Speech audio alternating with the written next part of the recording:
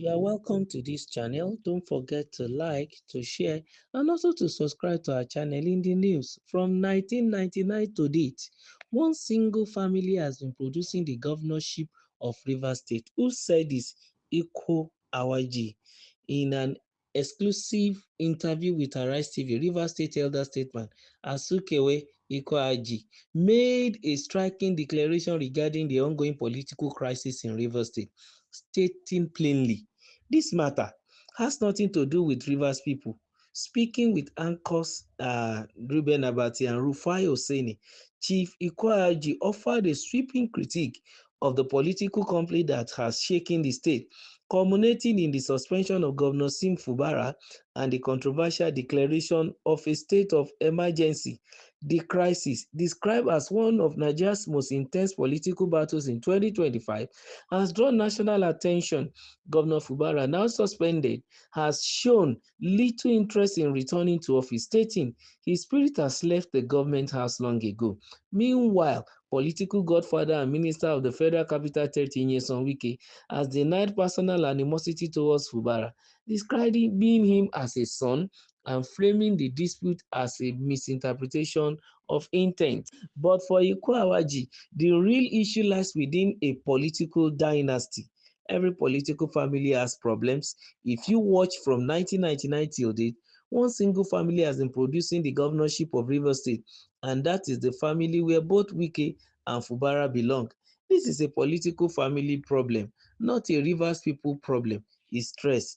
He criticized both the ruling PDP and the national institutions for allowing the situations to deteriorate, claiming that the internal party structures been stronger, the crisis could have been resolved privately. That's PDP is not the ruling party, but it is APC, but he's blaming PDP for that matter.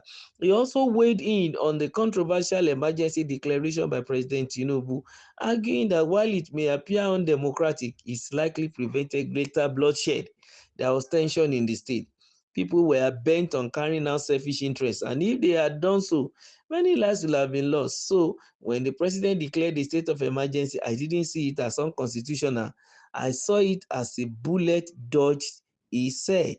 On the issue of defected lawmakers who were ruled to have not legally left the PDP, Ikweaji pointed fingers at the party leadership. The PDP never formally disowned them. If a man defects and you don't act, what do you expect the law to do? The party has failed in its responsibility, he said. When pressed on whose side he is on, Wike or Fubara, he was unequivocal. I am not on Wike's side. I am not on Fubara's side. I am on the side of Rivers people. The problem has now spilled over and is affecting ordinary citizens. There are no dividends of democracy right now, he lamented. As discussions of reconciliation swell, Ikweaji emphasized that Rivers needs governance, not theatrics. When your house is on fire, you don't chase rats. The focus should be on rebuilding the state, not scoring political points, he concluded.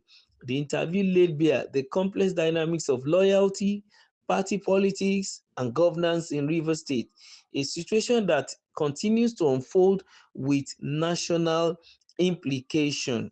Well, those are the submission of one of the elder statesmen in Rivers State as regards the quagmire between going on in Rivers State between Rivers governor now suspended and the former governor, now minister of the Federal Capital Territory. The man pinpointed something that Wike and Fubara belong to the same political family, the same political dynasty. So the fight invariably is personal fight, in-house fight, and a selfish fight. It has nothing to do with the people of Rivers State, and that was his own submission. He believes that at the end of the day, if they resolve the matter, it is not in the interest of the Rivers people. But as a result of that, she is not taking any side because both Wike and Fubara are from the same house or political dynasty. They belong to the same political family. So no matter how long they fight, they will still come back to settle, meaning that as that, like the filial political blood, they have the same thing.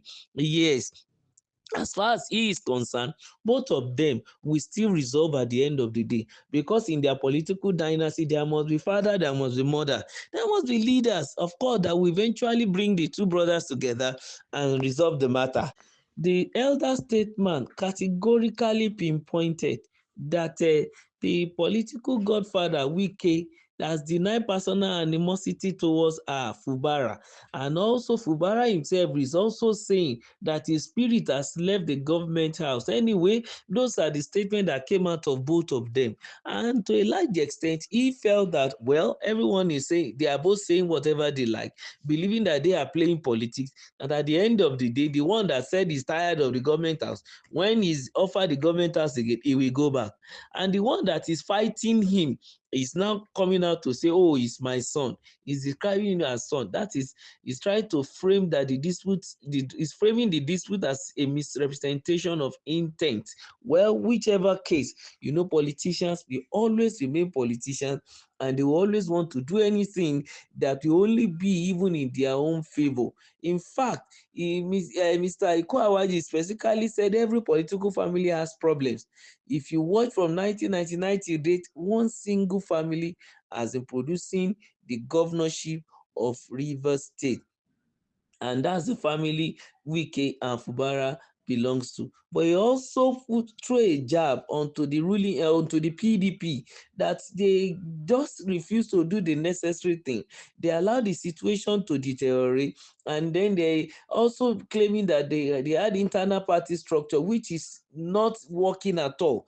In fact, they said the crisis could have been resolved privately, even by the party structure, but they failed to do the needful. And as regards those defected members too, he also said there is little that the court can do.